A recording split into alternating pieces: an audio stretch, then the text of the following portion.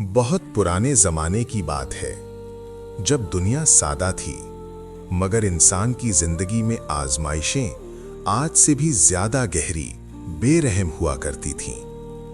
पहाड़ों के दरमियान एक खामोश वादी थी, ऐसी वादी जहां हवा भी आहिस्ता चलती थी, जैसे उसे भी किसी अनजाने खौफ का एहसास हो। लोग इस जगह को खामोश वादी कहते थे और इस नाम के पीछे एक ऐसा राज छुपा था जिसे सुनकर बहादुर लोगों के भी दिल कांप जाते थे। इस वादी के बीचों बीच एक पुराना कुआं था। वो आम कुआं नहीं था, उसके गिर्द कोई सब्जा नहीं उगता था। परिंदे उसके ऊपर से गुजरते हुए रास्ता बदल लेते थे और जानवर उसके करीब जाते ही बेचैन हो जाते थे। गांव के बूढ़े कहते थे, ये कुआं पानी नहीं देता, ये इंसान के दिल की गहराई दिखाता है। कई साल पहले कुछ लोग इस कुएं में उतरे थे, लेकिन वो कभी वापस नहीं आए, और जो एक आध वापस आया भी वो खामोश हो गया। उसकी आंखों में एक ऐसा खौफ था जिसे लफ्जों में बयान नहीं किया जा सकता था। इसी वादी के किनारे एक छोटा सा मिट्टी का घर था। वहां एक बेवा औरत रहती थी जिसका नाम ज़ैनब था। उसके 3 बेटे थे। हम्माद सबसे बड़ा, जिम्मेदार, मेहनती मगर सख्त मिजाज। फहद दरमियाना, तेज, जल्दी गुस्सा आने वाला मगर दिल का साफ। रेहान सबसे छोटा, खामोश, गहरा सोचने वाला और अजीब सी संजीदगी रखने वाला। उनके वालिद कई साल पहले एक हादसे में वफात पा गए थे। तब से ज़ैनब ने अपने बच्चों को तन्हा पाला। गुर्बत उनके घर की दीवारों में बस चुकी थी। कभी एक वक्त की रोटी मिलती, कभी वो भी नहीं, लेकिन एक चीज कभी कम नहीं हुई, इज्जत और हलाल का उसूल।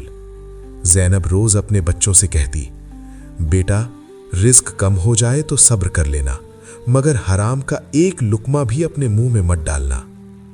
वक्त गुजरता गया, मगर फिर एक ऐसा साल आया जिसने सब कुछ बदल दिया। खुश्क साली, बारिशें बंद हो गईं, खेत सूख गए, जानवर मरने लगे, गांव में काम खत्म हो गया, लोगों के चेहरों से उम्मीद मिटने लगी और ज़ैनब के घर में चूल्हा कई कई दिन तक ठंडा रहने लगा। एक रात अंधेरा गहरा था, हवा सर्द थी और घर में मुकम्मल खामोशी, बस पेट की भूख की आवाजें सुनाई दे रही थीं। फहद ने बेचैनी से करवट बदली, फिर अचानक उठ बैठा। ये कब तक चलेगा? हम्माद खामोश रहा। फहद ने गुस्से से कहा, हम भूखे मर जाएंगे एक दिन। हम्माद ने आहिस्ता से कहा, मैं कल शहर जा रहा हूं, वहां कुछ न कुछ काम मिल जाएगा। ज़ैनब ने उनकी बात सुन ली। वो आहिस्ता से उठी और उनके पास आकर बैठ गई। उसकी आंखों में आंसू थे, मगर चेहरे पर सुकून। जाओ बेटा, मगर याद रखना, हलाल का रास्ता कभी मत छोड़ना। इसी लम्हे रेहान ने आहिस्ता से कहा, एक और रास्ता भी है।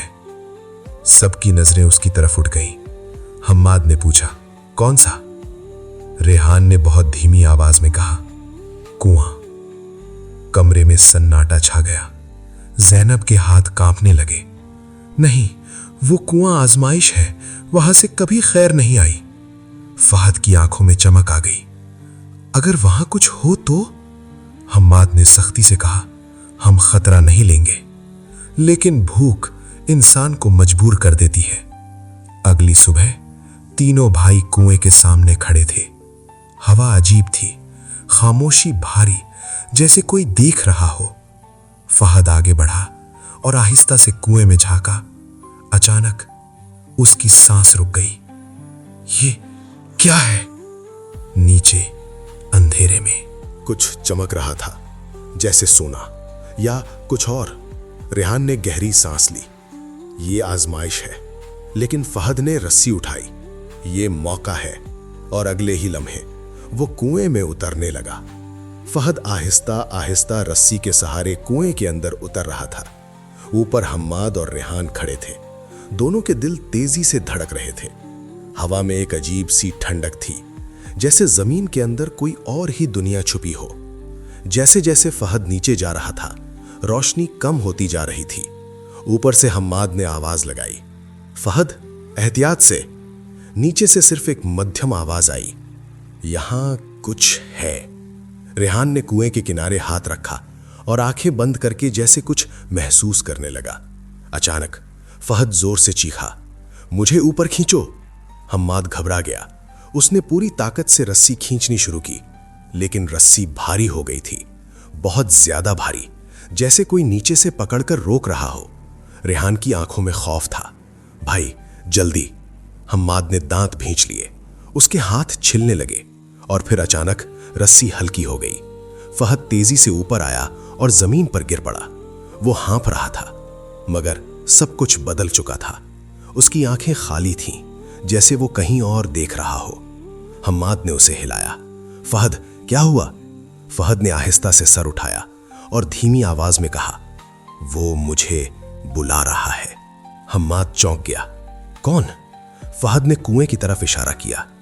कुआं। रेहान ने फौरन समझ लिया, यह सिर्फ सोना नहीं था, यह कुछ और था, कुछ ऐसा जो दिल को अपनी तरफ खींचता था। हम्माद ने गुस्से में कहा, हम यहां से जा रहे हैं। लेकिन फहद ने उसका हाथ झटक दिया। नहीं, तुम नहीं समझते, वहां सब कुछ है, दौलत, सुकून, सब कुछ। रेहान ने आहिस्ता कहा, यह धोखा है भाई। लेकिन फहद जैसे किसी के असर में था। वो खामोश हो गया, मगर उसकी आंखों में एक अजीब सी चमक बाकी थी। इसी रात जब सब सो गए, हवा में खामोशी गहरी थी, चांद की रोशनी मध्यम थी। फहद आहिस्ता से उठा। उसकी आंखें खुली थीं, मगर होश कहीं और। वो बिना आवाज किए दरवाजे से बाहर निकला और कुएं की तरफ चलने लगा। रेहान की आंख खुल गई। उसने फहद को जाते देखा। भाई।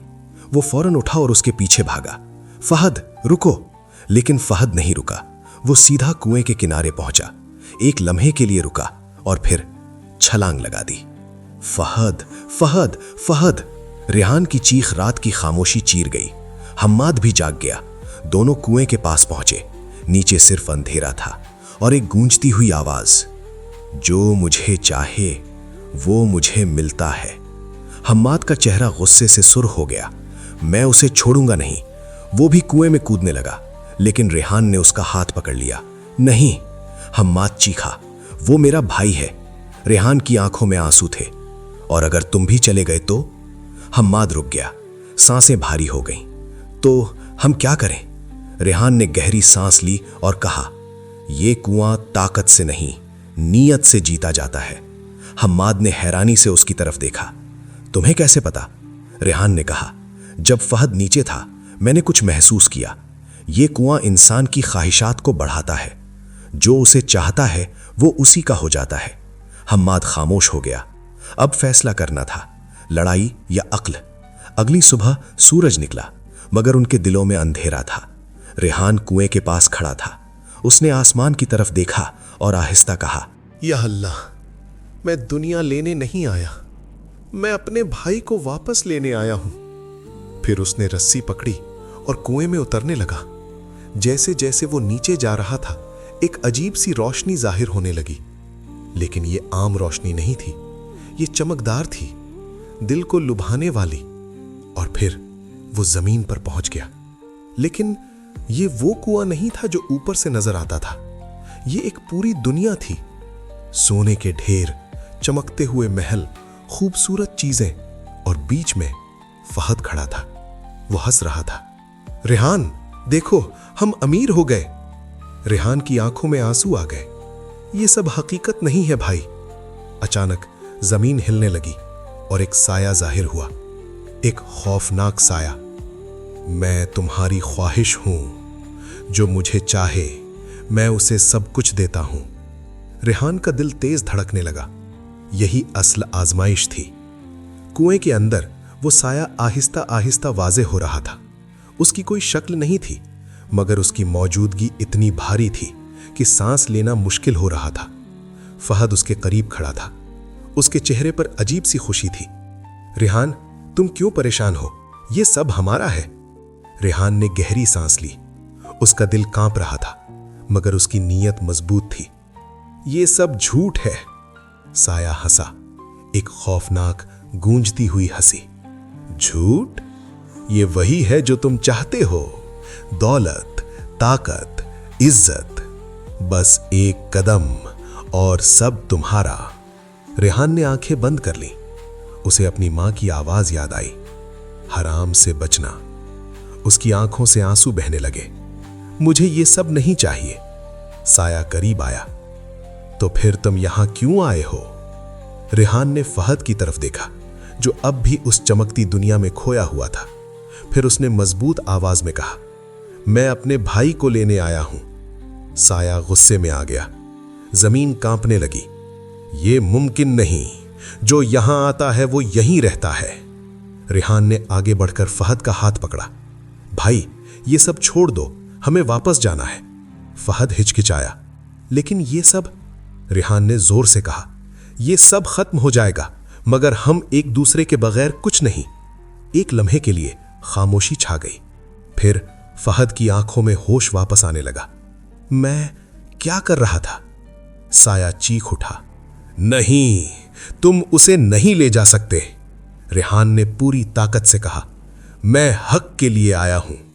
अचानक रोशनी फट पड़ी।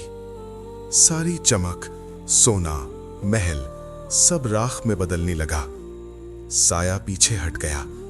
ये कैसे? रेहान ने आंखें खोली और कहा, क्योंकि मैंने तुम्हें नहीं, सच को चुना है। एक जोरदार झटका लगा और दोनों भाई ऊपर की तरफ उठने लगे, जैसे कोई उन्हें खींच रहा हो।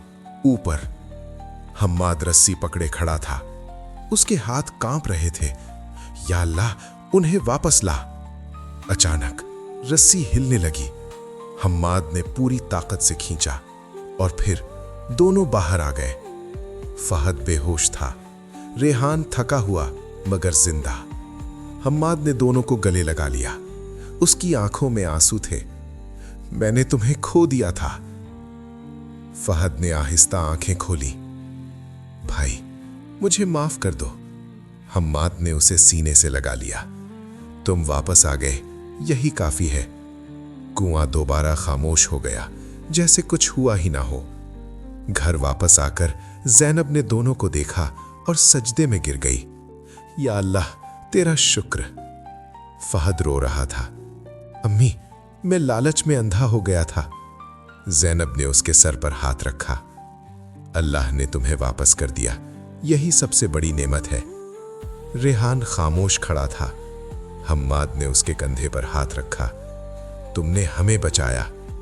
रेहान मुस्कुराया। नहीं, हमें हमारी नीयत ने बचाया। जिंदगी का हर कुआं एक आजमाइश है। जो उसमें दुनिया ढूंढेगा वो खो जाएगा, और जो हक को पकड़ेगा वो सब कुछ पालेगा।